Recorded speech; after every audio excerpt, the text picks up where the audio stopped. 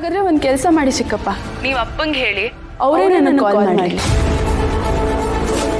ಆಗ ನಾನು ಅವ್ರಿಗೆ ಉತ್ತರ ಕೊಡ್ತೀನಿ. ಶ್ರಾವಣಿ, ಹಾಗಲ್ಲ ಅದು. ಮನೆಗೆ ಹೋಗಿ ಇವಳು ಬದಲಾಗ್ಬಿಟ್ರು. ಅಲ್ಲಿ ಇಟ್ಬಿಡಿ ಮಾವ. ಅಯ್ಯೋ ಅಯ್ಯೋ ಶ್ರಾವಣಿಮ್ಮ, ಅಣ್ಣನ ಹತ್ರನೇ ಕಾಲ್ ಮಾಡಿಸು ಅಂತ ಹೇಳ್ತೀರ. ಆಹಾ ಶ್ರಾವಣಿ, ನೀನ್ ಸಾಮಾನ್ಯದವಳಲ್ಲ, ಒಳ್ಳೆ ಕೆಲಸನೇ ಮಾಡಿದ್ಯಾ. ಇವ್ರಿಗೆ ಮಾತ್ರ ಸಿಟ್ಟು ಸ್ವಾಭಿಮಾನ ಇರೋದಾ? ಇವರಷ್ಟೇ ಸಿಟ್ಟು ಸ್ವಾಭಿಮಾನ ನಿನಗೂ ಇದೆ ಅನ್ನೋದನ್ನ ತೋರಿಸಿದ್ಯಾ. ಒಳ್ಳೇದೇ ಆಯ್ತು. ಈ ರೀತಿನಾದ್ರೂ ನಿನ್ ಜೊತೆ ಭಾವ ಮಾತಾಡ್ತಾರ ನೋಡೋಣ. ಏನ್ ಮಾಡ್ಲಿ, ಅಣ್ಣನ್ಗೆ ಏನು ಅಂತ ಹೇಳಿ. ಅವಳು ಏನ್ ಹೇಳಿದ್ಲೋ ಅದನ್ನೇ ಹೇಳ್ಬಿಡಿ. ನಾವೇನೋ ಪಾಪ ಶ್ರಾವಣಿ ಅಂತ ಅನ್ಕೊಂಡಿದ್ವಿ, ಈಗ ಅವಳು ಮಿತಿ ಮೀರಿ ಹೋಗಿದ್ದಾಳೆ. ಇವಳ ಹತ್ರ ಮಾತಾಡೋದಕ್ಕೆ ಭಾವನೆ ಸರಿ. ನಿಮ್ ಭಾವನ ಹತ್ರನೇ ಕಾಲ್ ಮಾಡೋದಕ್ಕೆ ಹೇಳಿ. ಹಾಗಲ್ಲ ವಂದನ, ಅಣ್ಣ ಈ ಕೆಲಸ ನನಗೆ ವಹಿಸಿದ್ದ, ಈಗ ಮತ್ತೆ ಅವನಿಗೆ ಕಾಲ್ ಮಾಡು ಅಂತ ಹೇಗೆ ಹೇಳೋದು?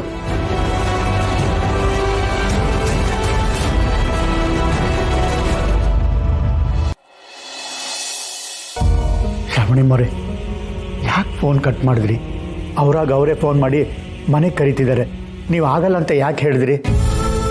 ಒಪ್ಕೊಳ್ಳಿ ಅಮ್ಮ, ಒಪ್ಕೊಂಡು ಮನೆಗೆ ಹೋಗಿ ಬನ್ನಿ. ಹಾಳಾಗಿರೋ ಸಂಬಂಧ ಮತ್ತೆ ಬೆಸಿಬೋದಲ್ವಾ? ಇಲ್ಲ ಮಾವ, ಅವ್ರು ನನಗೆ ಕಾಲ್ ಮಾಡಿ ಕರೆದಿರೋದು ಆಸ್ತಿ ವಿಷಯಕ್ಕೆ, ಪ್ರೀತಿ ವಿಷಯಕ್ಕಲ್ಲ. ಇದು ಯಾವ ಕಾರಣಗಳು ಇಲ್ಲದೆ ಅಪ್ಪ ಒಂದೇ ಒಂದ್ಸಲ ಕಾಲ್ ಮಾಡಿ ನನ್ನ ಹತ್ರ ಮಾತಾಡಿದಿದ್ರೆ ನಾನು ಆಕಾಶದಲ್ಲಿ ಹಾರಾಡ್ತಾ ಇದ್ದೆ ಮಾವ. ಆದರೆ ಅಪ್ಪಂಗೆ ನನ್ನ ಜೊತೆ ಮಾತಾಡೋದಕ್ಕೆ ಇಷ್ಟ ಇಲ್ಲದೆ ಚಿಕ್ಕಪ್ಪನ ಹತ್ರ ಕಾಲ್ ಮಾಡಿಸಿದ್ದಾರೆ ಅಂದರೆ ಅವ್ರಿಗೆ ನನ್ನ ಮೇಲೆ ಇನ್ನೂ ಕೋಪ ಇದೆ ಅಂತ ಅರ್ಥ. ಅಪ್ಪನ ಪ್ರೀತಿ ಯಾವತ್ತು ನನಗೆ ಸಿಗುತ್ತೋ ಅವತ್ತು ನಾನು ಶ್ರೀಮಂತೆ ಆಗ್ತೀನಿ.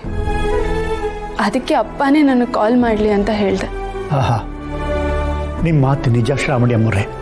ಆದರೆ ನೀವು ಈ ರೀತಿ ನೇರವಾಗಿ ಮಾತಾಡಿದ್ದು ಯಾಕೋ ಸರಿಯಲ್ಲ ಅಂತ ನನಗನ್ನಿಸ್ತಾ ಇದೆ. ನೀವು ಈ ರೀತಿ ಮಾತಾಡಿದ್ರಿ ಅಂತ ಯಜಮಾನ್ರು ಗೊತ್ತಾದರೆ ನೊಂದ್ಕೋತಾರೆ. ನೊಂದ್ಕೊಳ್ಳಲ್ಲ ಮಾವ, ನನ್ನ ಮೇಲೆ ಇನ್ನೂ ಕೋಪ ಮಾಡ್ಕೋತಾರೆ. ಅಟ್ಲೀಸ್ಟ್ ಆ ಕೋಪದಿಂದ ನನಗೆ ಬೈಯಕ್ಕಾದರೂ ಕಾಲ್ ಮಾಡಲಿ ಅನ್ನೋ ಆಸೆ ಮಾವ. ಅವ್ರು ಮೊದಲು ನನ್ನ ಜೊತೆ ಮಾತಾಡಲಿ, ಆಮೇಲೆ ಅವ್ರ ಕೋಪನ ಹೇಗೆ ಕರ್ಗಿಸೋದು ಅಂತ ನಾನು ಯೋಚನೆ ಮಾಡ್ತೀನಿ. ಅಂದರೆ ಯಜಮಾನ್ರು ಫೋನ್ ಮಾಡ್ತಾರೆ ಅಂತೀರಾ? ಮಾಡಲೇಬೇಕು ಮಾವ.